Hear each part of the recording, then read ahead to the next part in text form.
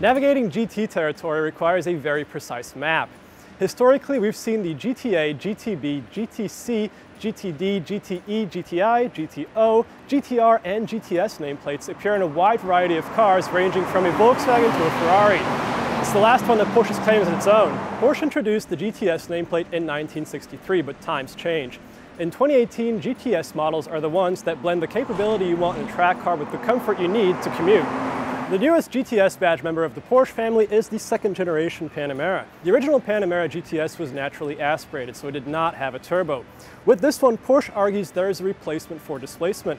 It's got a twin turbocharged 4-liter V8 engine that makes 453 horsepower and 457 pound-feet of torque. It sends its output to all four wheels through an 8-speed automatic transmission. So what do these numbers mean in real life? Well, Porsche quotes a 0 to 60 time of 3.9 seconds and a top speed of 181 miles per hour. I tested the 0 to 60 on the Formula 1 track here in Bahrain, and you know what? Porsche's estimate might be a little bit conservative. The V8 delivers its power in a super linear manner. It's very smooth, very punchy, and the throttle response is spot on. The transmission does a good job of finding the right gear. You can also use the shift paddles behind the steering wheel to select gears manually if you want.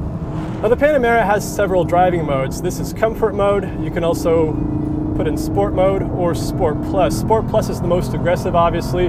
Comfort is what you would probably select if you were hauling around your mother-in-law, for instance. I think Porsche's engineers are actually wizards because they made a car that's relatively big and that weighs about 4,400 pounds feel much smaller and nimbler than it actually is. That is thanks in part to the air suspension and to the four-wheel steering system. The four-wheel steering system turns the rear wheels in the opposite direction as the front wheels. In tight corners, it makes the car feel nimbler and much smaller. And on faster parts of the track or at higher speeds, it turns them in the same direction as the front wheels, which increases stability. The steering is well weighted. There's not a ton of on-center feel, but it's responsive and quick.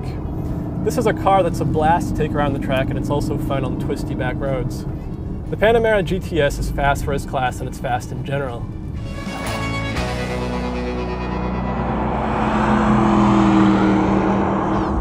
That's not to say the Panamera GTS is a stripped-out track special. Step inside and you'll find a luxurious and high-tech interior with a big touchscreen for the infotainment system. It's an easy-to-use system with good graphics and quick response times. There's a second screen in the instrument cluster that shows information about the car and its surroundings. This is also the first Panamera available with a head-up display, an option that's going to spread throughout the entire lineup in the coming months. And then there's the space. Remember, the Panamera is the family-friendly Porsche. If you get the Sport Turismo model, which is the station wagon, you get space for 4 passengers and 18.3 cubic feet of trunk space. The Porsche Panamera GTS is on sale now with a base price of about $128,000. Deliveries will start in the second half of 2019.